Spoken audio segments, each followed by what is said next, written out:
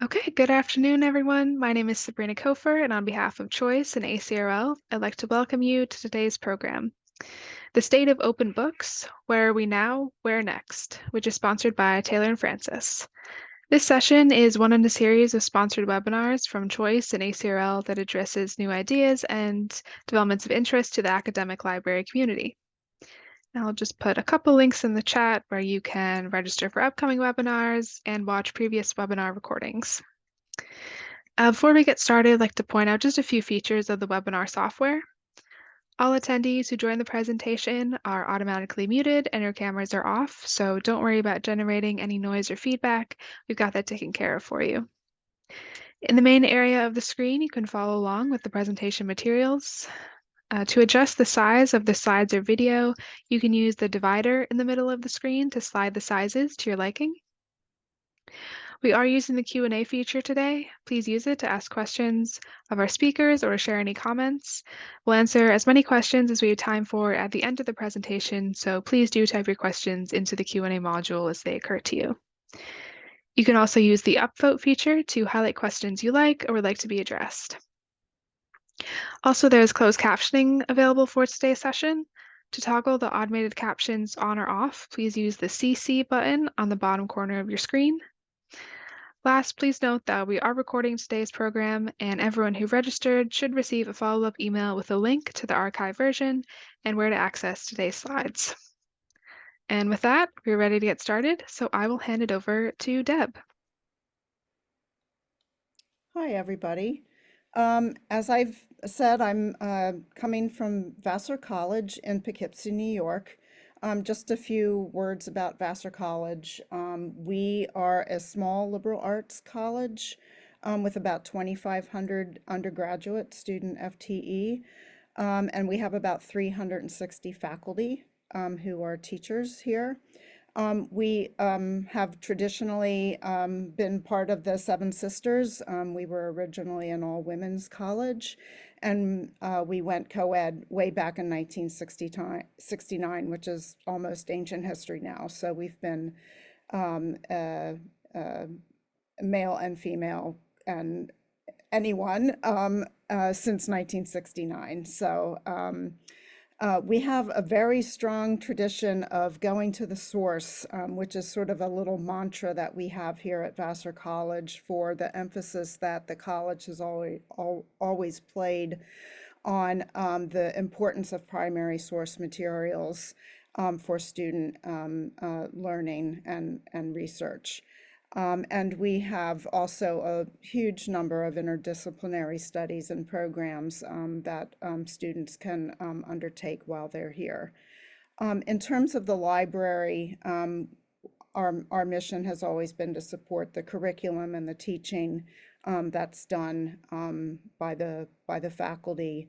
I think of us as a well-funded library with a good mix of operating funds that we get yearly from the college and endowed funds that have been donated to the library by very generous alums throughout the years. So that's a little bit about us here at Vassar. And now I'll talk a little bit more about what we're doing in terms of open access. So we think that open access aligns with our college and library mission. Back in the winter of 2019 and 2020, which also seems like another lifetime ago, in the libraries, we undertook an effort to update and revise our organizational mission statement, vision and values and goals and objectives. And we did outline some specific goals that I think speak to open access. One is to promote efforts to increase equitable global access to information. And another goal is to provide leadership on issues related to information accessibility and equity. And two important bullet points underneath that specific goal, we specifically highlighted the need that we feel to champion open access by allocating resources and committing to action through national initiatives. And we also felt it important that we promote the use of open educational resources and textbooks. Other values that we have that we feel fit in with open access are the recognition that access to information is essential to empowerment. We are committed to thoughtful and discerning stewardship of collections, and we try to seek out ways to enhance our impact through collaborations of various kinds, including open access initiatives. And we, again, try our best to advocate for change that brings all of these values to bear on the world around us. In terms of what we're doing, we have taken sort of a broad approach to open access.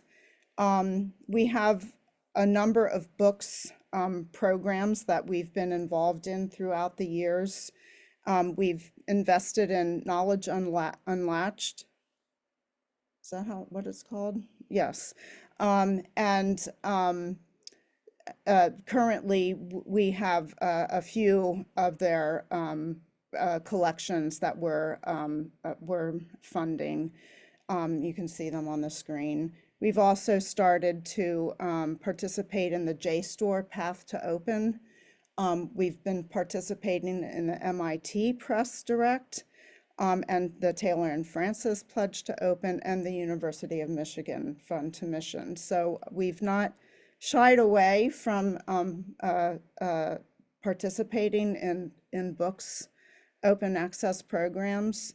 We are also doing some journals, again with Knowledge Unlatched, and we have begun to participate in read and publish programs with PLOS, Cambridge, Oxford, Company of Biologists, and American Chemical Society.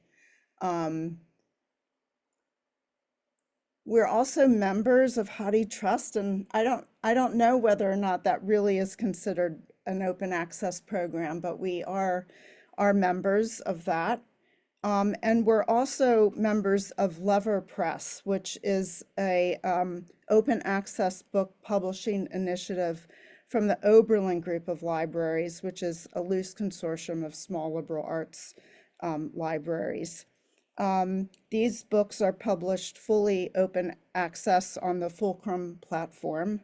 It's a very small endeavor. I think a total of about 32 published OA titles exist at the moment, and it's fully funded by supporting libraries.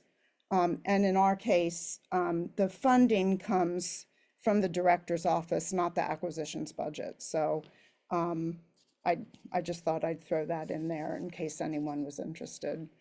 And then the primary source collections that we've funded are a number of the Reveal digital collections.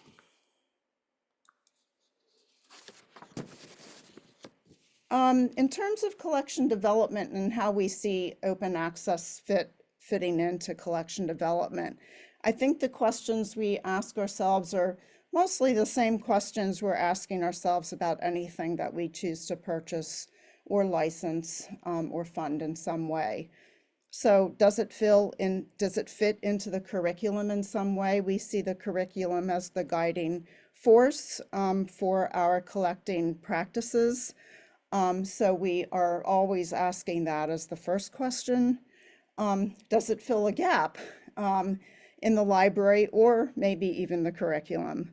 And do we think that the gap is an important gap to fill up?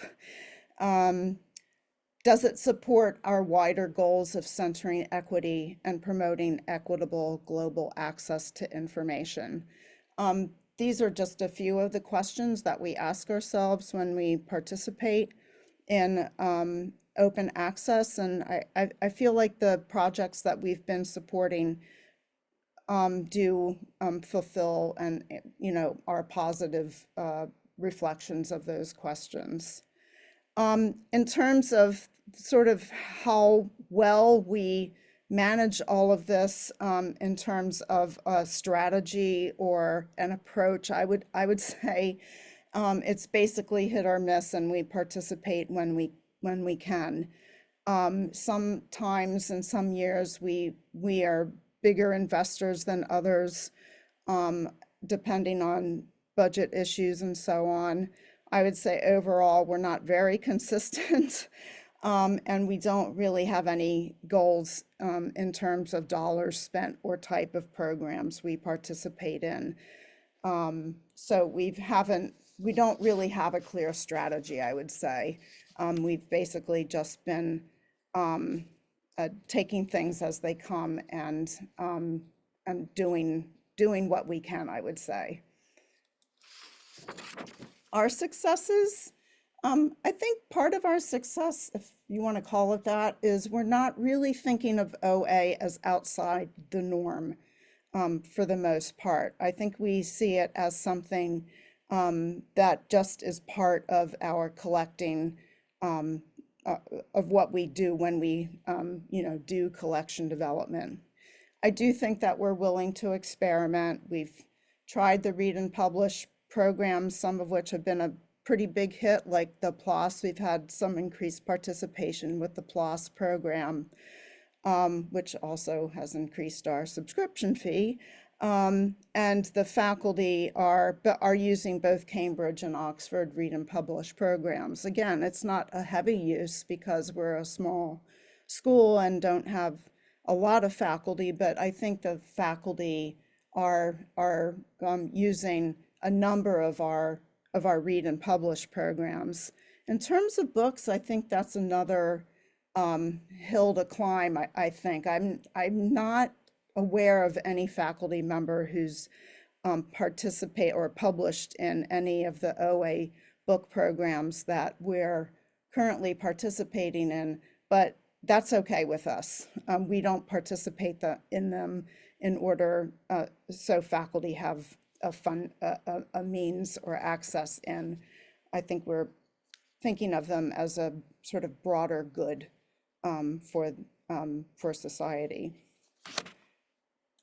And in terms of challenges, honestly, I'm not quite sure what success looks like. So I don't know what success is, and we haven't really sort of come to terms about how likely it is we will continue, because we just aren't really sure what success is for us. As I said, we already have an inarticulated or an unarticulated strategy, and I guess that's part of our lack of clarity about the whole thing. We have a small staff. We all wear multiple hats, and I feel like we don't have a really great open access champion on campus among the faculty or even within the library. A number of us are doing open access in various ways, and there isn't any one person who's able to spend a huge chunk of their time on the issue. So I feel like that's a challenge for us. And we also have a lack of clarity regarding our relationship with the ebook. We are a library and a campus that still likes print a lot. That has changed somewhat during the pandemic and as a result of the pandemic. But I think that investing in ebook initiatives like OA are still a little bit cutting edge for us at Vassar, and we're just really always wondering whether it's the right way to go with our collection dollars. And then the last challenge is faculty education. As I said, there's not really an OA champion on campus and among the faculty, and the faculty have a lot of questions and are, at times suspicious, and there just is a lot of educating, I think, that we need to do to have a really successful use of OA and um, and people participating in it. So I'd be really curious to have a conversation, more conversation about how to educate faculty. And that's all I have. So thank you. Well, thank you, Deb. I will pick it up from here. I'm Amy Harris, and I work at the MIT Press. I'm the Senior Manager for Library Relations and Sales. And you may or may not know, but at the MIT Press, we've long recognized that open scholarship benefits authors, readers, and the academy at large. We really passionately believe that open access has the potential to promote a more equitable, inclusive, and values-aligned scholarly ecosystem compared to traditional market models. And you may also not know that we've been publishing open access books for almost 30 years. We published our first OA book in 1995. But for many years, we didn't have a comprehensive strategic plan or a business model for funding OA books. So we published them title by title using BPCs or special grants or funds. We also went through programs like Knowledge Unlatched. But as time went on, we wanted a consistent way to publish works open access at scale.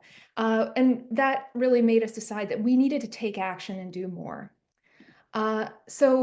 We had seen for many years the decline in the sale of research monographs. And it's long been recognized that conventional market models just don't provide a viable economic basis for publishing monographs. The continued deterioration of library purchasing, driven by a combination of demand-driven acquisition, flat library budgets, and all of that has kind of weakened the single title market sales model. While budget constraints are a critical factor, the declining library market for monographs can also be attributed, in some cases, to the low circulation or use of monographs historically related to other resources like journals. And it's led to this kind of self-perpetuating problem where they're seen as an underperforming asset by many academic librarians, I fear. The irony is that when these works become open, they are used and cited more, they reach new audiences. And so, it really is kind of clear that the healthy online use of open access monographs is a factor in favor of their continued relevance and value. So we felt like we couldn't just do the same thing. We couldn't continue doing the same thing. And we sought to develop a model that can move all of the press's digital scholarly books, monographs and edited volumes, from a gated purchase model to an open community-supported approach. And that was why we designed and implemented Direct to Open, or D2O, as it is colloquially called. So what we hope to do with this was offer libraries the strategic opportunity to switch from buying titles paywalled for their collection to funding them once, open access for the world. The intent was not to have libraries or authors try to find new sources of funding, but rather to transform the money that libraries were already spending to purchase our books in the conventional market model and transform that really into open access funding. And the results of the program have been really positive. This is already out of date. Of course, downloads and reads is the first to go. But in the program's first 3 years, Direct to Open has funded 240 books. 159 have been in the humanities and social sciences, which may surprise you. 81 in science, technology, engineering, art, design, and mathematics. 354 libraries, which is a staggering number to me, have participated in the program for at least 1 year. And their support has allowed 339 authors based at 200 institutions in 28 countries to publish their work open access immediately upon publication with no embargo. The books in the program have been read over 550,000 times, and that number is going up daily. We also have noticed that there is a citation and usage advantage for the books that are open access directly compared to their paywalled counterparts. The advantage is actually a little bit greater for the humanities and social sciences books than for our STEAM books, which I think is really interesting. This is a story that I really love. And sorry, the font size is a little bit wrong here. But this is a story of a research collective that grew up around one of our open access books in this program. As they say, this research collective and its online reading group were literally brought together by this book. And as they say, their members have different institutional backgrounds at North American, European, and African institutions, or are independent researchers. So the open access version of the book was really what allowed them to discuss it collectively across geographies and institutional capacities. We've also had great feedback from our authors. As Georg Streiter, who is the author of Model Systems in Biology, pointed out, this allows him to use his book as an OER, and he feels like it's helped his students engage with the work. We've also heard a version of this many times. I'm so glad that my work is open access because now this case study, this work can be read by the people it was supposed to serve, by the community where I did my research. And that this has really made that possible because the cost of the book or the logistical difficulties of getting books all around the world is variable. We've also heard a version of this quite a lot, that this is huge for humanities publishing. We often do not have the funding resources that the natural sciences do for publishing OA. I've received grateful messages from students. And this is something that we really, this is the reason why we wanted to pursue this in this way. But there have been challenges, and I thought I would offer, since we've been doing this for 3 years now, some of the feedback that I've gotten both from librarians and from authors on some of the things that they felt, reasons why they decided not to participate in the program or allow their book to be published in the program. One of the frequent ones is due to financial pressures. We have to pursue our own Diamond OA publishing efforts. I've also heard our faculty publishes articles, not books. Usually the faculty does publish books. They're there. We're interested in signing more read and publish agreements for journals rather than investing in OA books. Or, I can't invest in something that could be free. For authors, this first one is really kind of the big one. A lot of the other elements also tie into this. We were in the really unique position of talking our authors into this. Because we wanted to do it at scale, we went to them and said, we want to do this, but we want to tell you about it. And the number one question we got was, if my work is open access, will I sell fewer print copies? The big difference between books and journals is there is a retail market for books that just does not exist for journal articles. As a result, many authors are still fixated on sales, and especially print sales, and seeing their books in bookstores. Some do say, I'm concerned about how this work will be used. I want to retain control. Translations may affect the scholarly reputation of the author. So they want to be able to give permission for translation rather than allow open translation, say. Or I feel uncomfortable about making my work open access right away. Maybe can we just wait till later? And that's often tied to the print copies argument.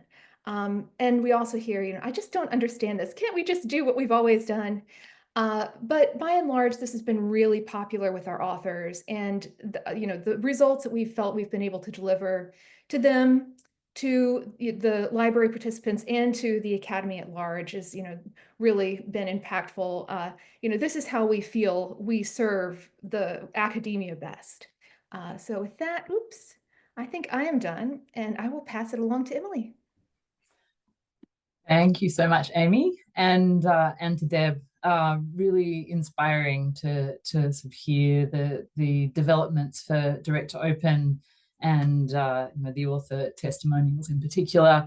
but also to sort of hear the perspective from an institution like Vassar and the connection with these models and the sort of intention of sort of getting towards a sort of mission-driven approach to OA books, and how that connects in with Vassar's mission as well. I'm going to give a little bit of background on the Open Access Books program at Taylor and Francis, and likewise talk a bit about the direction that we're moving in. So just to give a bit of background, we didn't quite start as early as MIT with open access books, but we have now been publishing books open access for just over 10 years, starting with a book called Negotiating Bioethics in 2013. And we've grown the program from there through various channels, including working with initiatives like Knowledge Unlatched, getting our content hosted on with OAPEN, which gave a big boost to the access to the content. Also working with the Scope 3 initiative from 2021, where we added in a collection of books on high energy physics, and likewise we saw a huge boost in access there versus the previous 3 years for the titles that we included in that initiative. And then we're also participating, in more initiatives as they develop. So, for instance, we've just joined with DOAB's peer review information service for monographs. So, trying to look beyond the published work towards the ways that we can make peer review more visible for book authors, and also on other sorts of open research practices for books as well. In 2023, we launched our first collective open access books model pilot, and I'll talk a bit more about that in a moment. But generally speaking, in the last 10 years, we've seen a similar effect with open access impact that Amy's spoken about with the books from MIT Press. So a huge increase in the access that we're seeing. We've also increased the number of different sorts of funders we work with, so around 800 funders at this point that we've worked with on OA book content, and we've now reached the 2,000 book milestone for open access, and we've seen that across disciplines. We've also launched an open access data sharing policy. So again, trying to support different sorts of open research practices, though on that front we haven't seen a huge amount of uptake from books authors. So that's a place where, although we've carved out a policy, there's a lot more still to do to kind of engage with book authors on what it is to share data, and why it might matter, and what the processes look like. So just again to talk briefly about the impact of access, we see that, again, similar to what Amy was speaking about, that there's a huge impact in terms of downloads and views for open access books. So, for instance, the array of institutions, we see on average in the first 12 months after publication, 100 institutions on average accessing an OA book versus 25 for non-OA titles. Likewise, again, the spread of countries, 29 countries versus 9 in the first 12 months of publication. So really an increased spread of readership and an increase generally of the number of people that are getting to this content and reading it. And we see the same for books that are opened that have already been published, so not just ones that are publishing sort of born OA. That there's an impact for sort of the broadening of readership. And in terms of the sort of subject spread, we see a nice range of the sorts of subjects that people are reading. So from methods books, research methods books to content on fake news, to books in applied linguistics and cognitive linguistics. We see the benefit of opening books across all subject areas. We've also seen different ways that institutions in particular have invested in open access. So a few years ago, we worked in partnership with the University of Helsinki to open 40 books by their their researchers, and saw similar patterns of an increase in access, in the number of institutions accessing those books, and also the geographic spread of readership. So particularly seeing more countries in the global south having access to those books than before. So the impact and the sort of increased equity of opening these books is clear from some of these partnerships. In terms of the models that we've been using, a lot of the books that I've just mentioned, and the 2,000 total now that we have open access, they really are overwhelmingly supported by an author pays approach, so a book publishing charge, and whether that's the author themselves paying or whether that is funded by a funder or an institution, that so far has been the largest amount of support we're seeing for publishing books open access. At the same time, we know that excludes a lot of authors, as Deb and Amy already spoke about.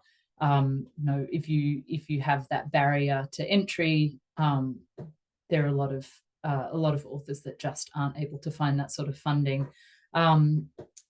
So another approach that we've started working with is combining EBAs with OA. So looking at ways that institutions can support flipping books open or publishing books open access in combination with their EBA investment. But again, that restricts the number of titles or the investment to institutions that are able to work with an EBA or to support that sort of model. So that brings us to where we've started to experiment with collective models, similar to or inspired by the great work that presses like MIT have been doing. So our first foray into the sort of collective approaches with Knowledge Unlatched, and that was in 2016. We've opened about 120 books through Knowledge Unlatched over the years. But last year we launched, or in 2023, we kicked off our pilot for Pledge to Open. We developed it in consultation with DISC in the UK. And the aim was initially in the first year to publish 70 frontlist books open access.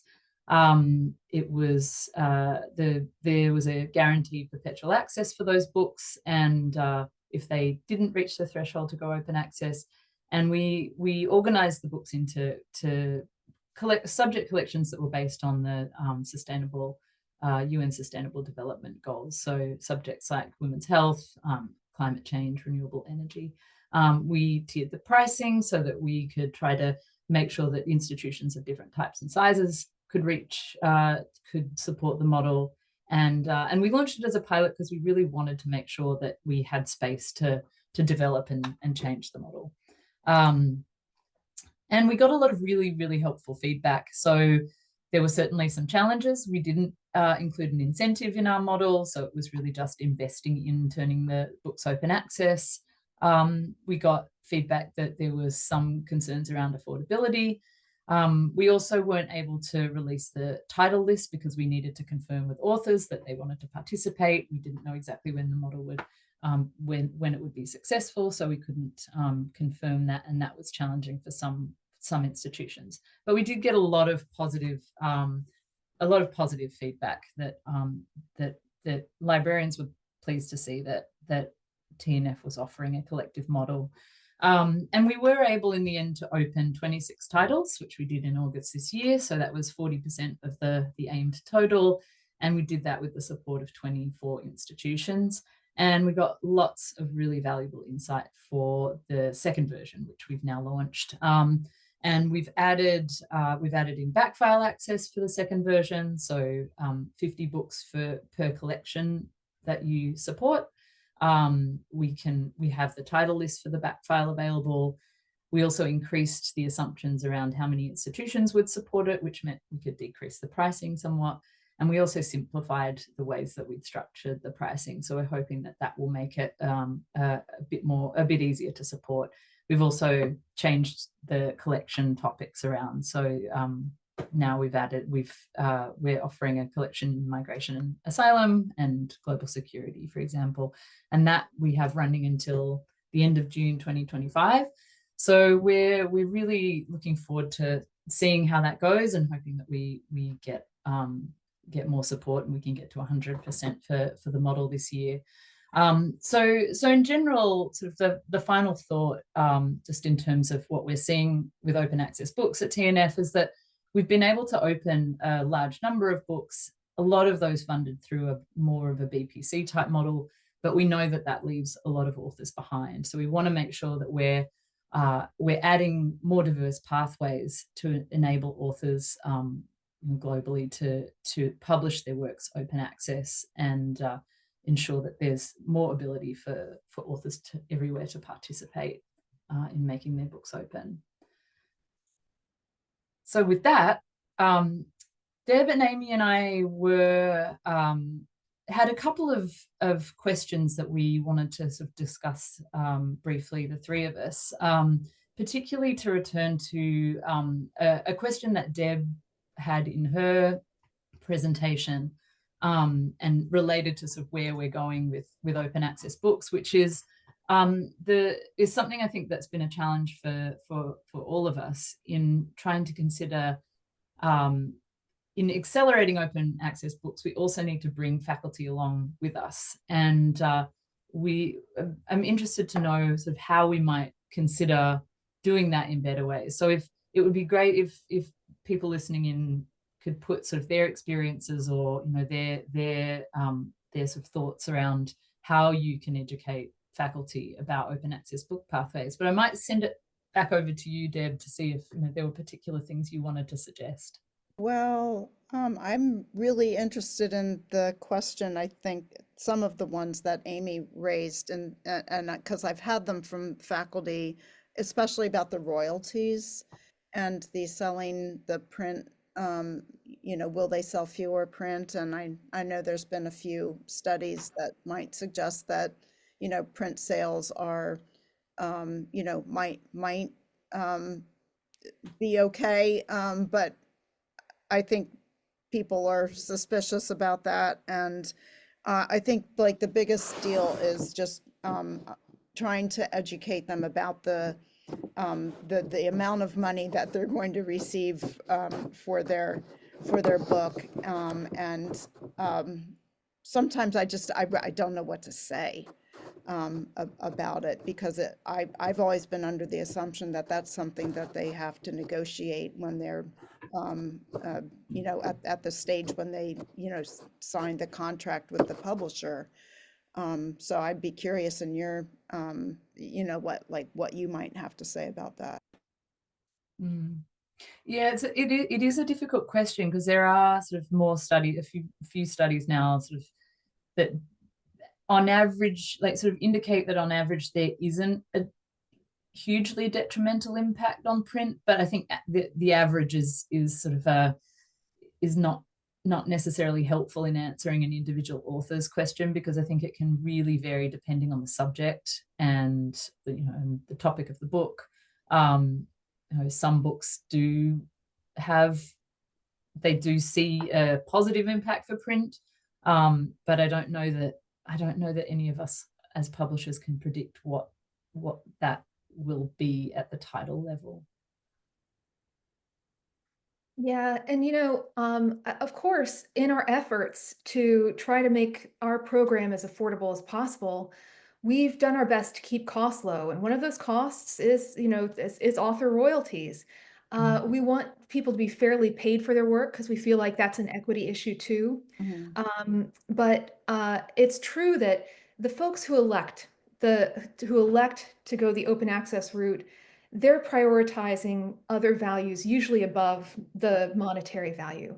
Yeah. For the folks who ultimately say no, it may be that they still feel like their book is gonna make the bestseller list, maybe not the bestseller list, but they're hopeful that it's going to sell well, and or they are concerned about being paid for their work, which I won't cast aspersions on. People deserve to be paid for their work. Yeah. But it's tough, because I think print sales in particular have for so long been sort of a measure of prestige, and in the traditional market model, that's really what many even scholarly authors are looking at when they're thinking about, how much of an impact did my book have, which is why we really actively try to tell authors, this is how many times your book has been downloaded. These are the regions that it's reached that it might not have reached before. These are the citations, the additional citations that you've gotten as a result of this. Yeah, but it's tough because people are still so familiar with the traditional market model. Yeah, I thank you, and I think that one of the things I've tried to emphasize is that like you're not just publishing this book for you, but what you're doing is you're making it available to anyone in the world, and in some ways that's a social justice. Like you're valuing access to information over and above your own personal financial interest, and sometimes that that that helps, but other times it really doesn't. Yeah, I think it raises a really interesting point too around how, I mean, at least for, I guess, us to consider on the publisher side, how we report that sort of impact to authors. Yeah. So, in the past you provide a royalty, or we still would provide a royalty statement where royalties are being paid out. But, how is it that we're actually showing where a book might have been mentioned in a policy or in a policy document, or where it's being, what the usage levels look like and so forth. I think particularly with the open access books usage data trust, I think that's the project that's drawing together OA books data from the disparate sources that we get usage. Perhaps we can then give a better sort of picture on to authors what usage looks like as sort of a better kind of replacement for what would have been the number of copies sold, for instance, on an ebook. Yeah, I like that. Just the how has it changed someone's life, and what impact has it had on this scholarly conversation? That those seem to me to be very important. Yeah. And if the emphasis has been on numbers of books purchased, yeah, maybe the conversation that it needs a reframing. Yeah, I think it's not a bad time to consider what that would mean. Seems like there are some good further conversations to be had about how we start to reframe and use that to educate faculty. Mm-hmm. I might quickly move on then to sort of the question of where next. We sort of touched on some of it, and where do we go from here in making sure that books don't sort of sit to sit too far behind journals in terms of access to this really important scholarship. Amy, I don't know if you wanted to jump in first. Oh boy.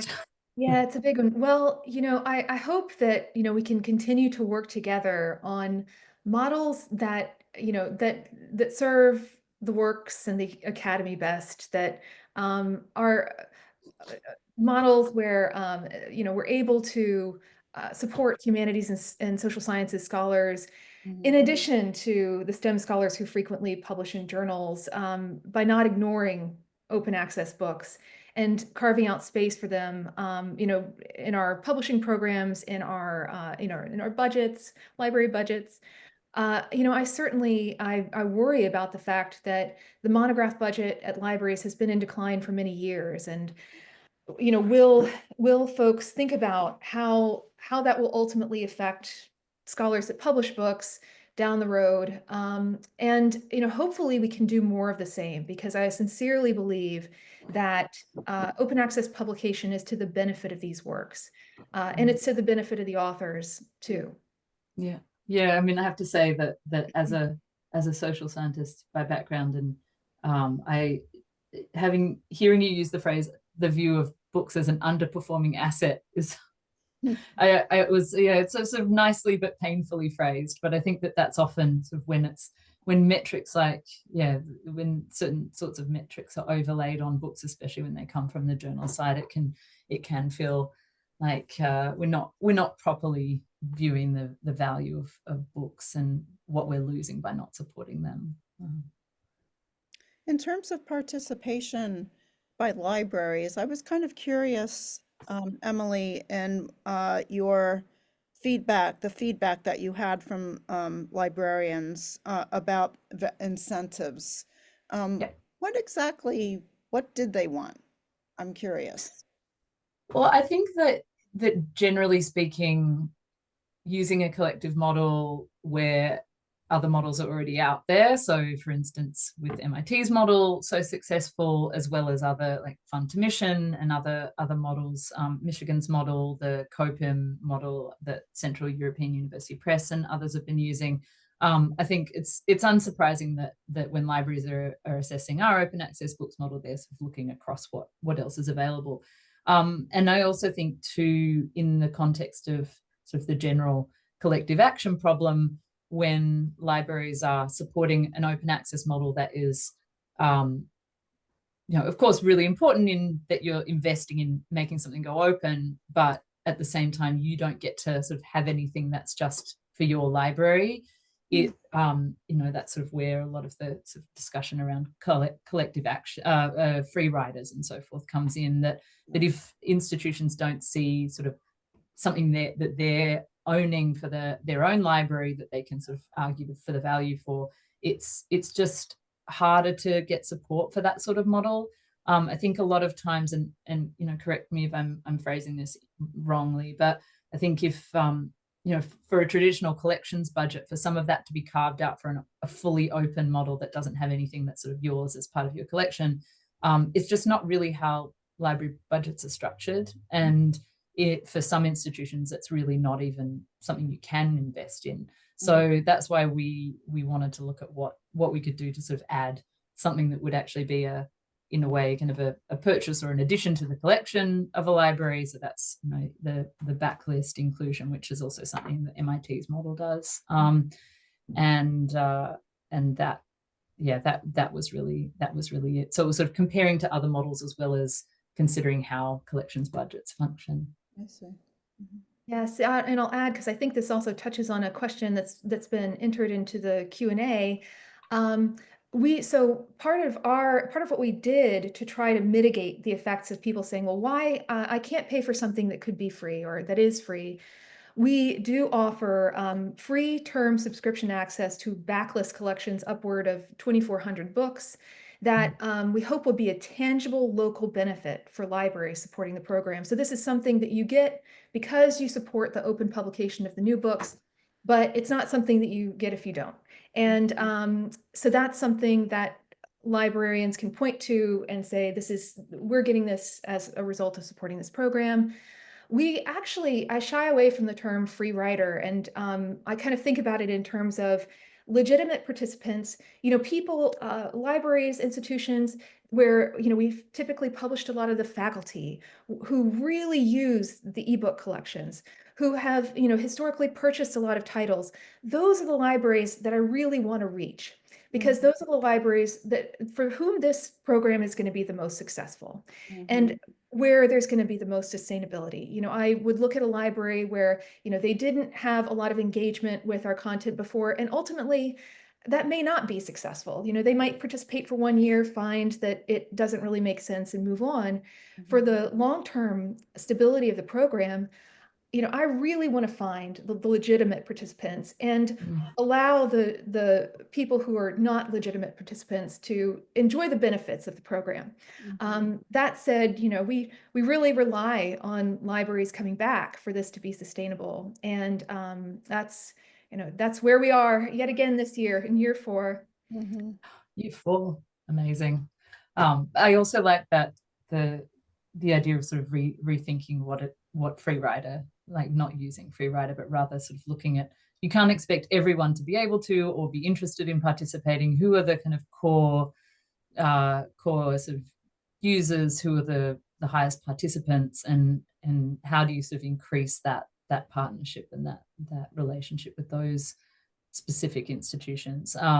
Something that we noticed this past year in the first pilot year was really the supporting institutions were very much, you know, US, UK, Australia, and one thing that we would like to do is sort of look more broadly and see if, you know, where there are institutions that are engaging with our book content, where we might be able to sort of increase participation in regions beyond those sort of the ones we've seen in the first year. So, well, likewise in year 2, see how we go. So I think we have about 10 minutes left, and I know that there's some really good questions in the Q&A, and I know Amy, you already flagged a few. So. Oh, yes. Well, I realized it was Elizabeth Dawson's question that I had in mind when I mentioned that. I don't know if I should read that out loud, but it was, even if these ebooks are open access, academic libraries are paying MIT Press, TNF, and many others to have access for our campuses. I wonder if Amy and Emily could speak to libraries who don't want to pay for open access books. Again, the gratis term backlist access is one of the ways that we try to address this, that you are getting something that you wouldn't otherwise get that isn't open access, you know, through your support. And if, you know, I guess for folks who just object to paying for open access books, maybe they aren't a legitimate participant. They're not somebody that is going to come with us on this journey. But I hope that addresses it. Sure, yeah. Emily, anything to add? Or No, I think that, I mean, I would agree. I mean, I think that it connects to what we were speaking about, what Amy brought up before, just about, you know, I think it's worth considering who do we expect to participate, and, you know, I think it's idealistic to think that everybody will be participating in these models, but to increase the engagement. Sorry, not everybody can. I think that's part of what you had already said that. Like, I feel like a college like Vassar, our library, we're definitely in a place of privilege that we have had tremendous alumni engagement with the library, and we have a very healthy budget as a result of endowments and so on. And I think this is, you know, like we are able to do things like this because of that. But obviously not every library is in our position. Mm-hmm. right. Great. Okay, so it looks like our second most popular question is from Karen. And Karen asks, I'd love to hear about pricing models that offer consortial pricing and whether those are being developed. And Deb, I think you mentioned that Vassar Library might be part of a consortia, but Emily and Amy, if you all would like to jump into, we'll open it up. Well, we're part of Lyrasis, and we have so we use a lot of Lyrasis pricing, but we also are in the Oberlin group, which is a small consortium of small liberal arts colleges. Kind of I guess I hate to say it this way, but the wealthier ones. I don't really understand the history of the group, but the Oberlin group joined together to create this lever press. But we're not really a buying consortium in that sense, like what Lyrasis is, or even CRL. Yeah, and we have quite a few consortial deals, but I must admit that direct to open is sort of an odd duck in that our pricing was calculated not even at, but below costs. And our idea is that we were going to do something different, that, you know, this isn't a market model where things are marked up. This is a model where things are marked to try to make this affordable for libraries and effective for us. So we actually don't cut big consortial discounts. Usually the price that you see publicly listed on our website is the price that everyone gets. And we hoped that would also foster, you know, other principles around the model, like fairness and transparency. So we work with quite a few consortia, including the wonderful Lyrasis. But the wonderful, you know, I guess there are lots of great folks who've really helped us drive the model forward. But by and large, you know, we don't sort of do the same sort of big consortial deals that, you know, traditionally we did in the market model. Yeah. And similarly, we've tried to follow the pattern with collective models that really we set a threshold. You know, the difficulty is, you know, you could add in discounting, but it ultimately just means that you need to get more institutions to support the model, and it does feel sort of, yeah, it can feel slightly complicated to be giving discounting where you're trying to get to a threshold and it's, you know, a set of well-resourced institutions. So that balance, I think, is tricky. But I think, you know, having that line with a collective model in particular, sort of as a, you know, an attempt at a model outside the market is you know, is a good one.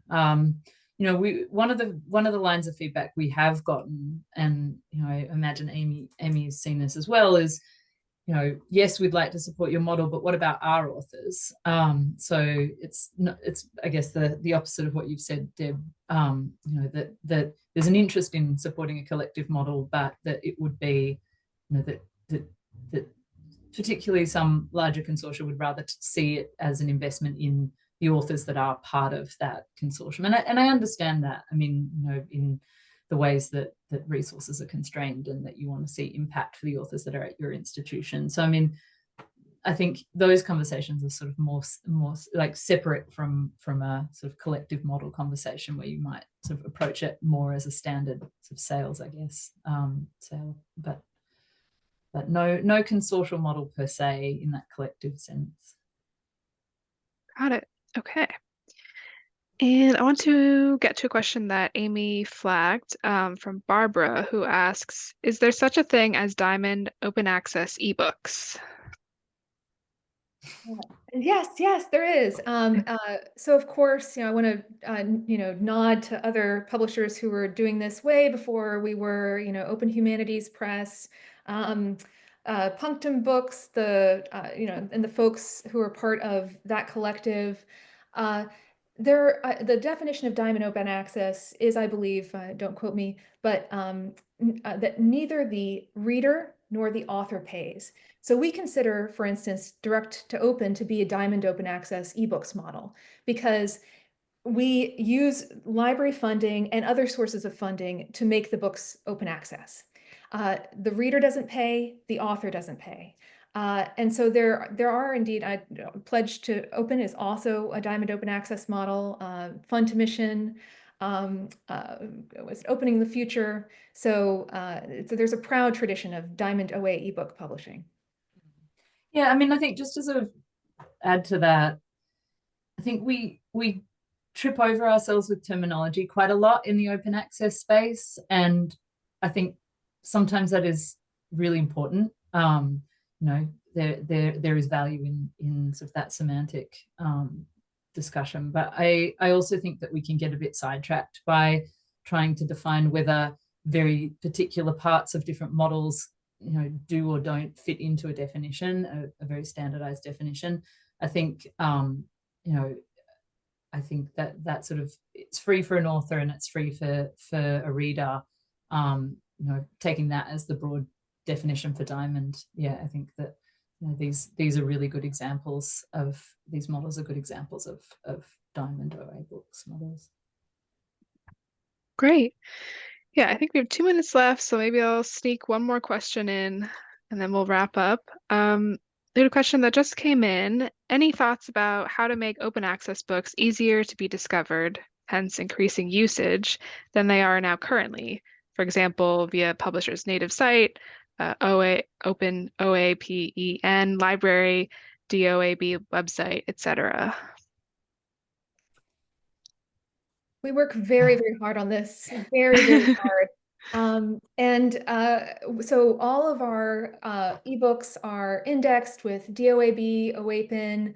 We also work with the major discovery services like OCLC for WorldCat and WMS. The if they have any more names, if they get any more names, I won't be able to say them all. The Clarivate ProQuest Ex Libris group, which is like the 360 KB and the Alma CZ. We also work with EBSCO Discovery Services, and there are we do our best to try to make sure that people are able to discover our collection. Still, it's a constant trial, as I was reminded by a wonderful librarian at Malmö University in Sweden this week, or actually now it's a few weeks ago. But he helped me realize that something had gone wrong with our connection to DOAB, and helped me get that fixed. So it's a constant struggle. And I can't say anything other than same. We work with everyone we possibly can. We in all directions. But I think that last point, Amy, is really important, that we do kind of rely on that feedback. We rely on, we pay as much attention as we can, but getting that feedback from generous librarians saying, hey, this seems to be broken. You might want to take a look. Yeah, it's not a challenge that we've solved. Yeah. Great. Okay. Thank you all. I think we're at time. So I'll say thanks so much to Deb, Amy, and Emily for taking the time to speak with us today. And thank you to our attendees for your questions and your comments. I'd like to remind our viewers that we did record today's webinar, so be on the lookout for a follow-up email from Choice and ACRL with a link to the recording and where to access today's slides. Also, if you have a few minutes after the presentation to fill out a brief survey, we would really appreciate it. So thanks again to all of you out there for joining us. We hope you learned something new from the webinar and hope to see you again in the near future on another session. And happy Halloween. Yeah. Thanks, Sabrina. Thank you. Bye.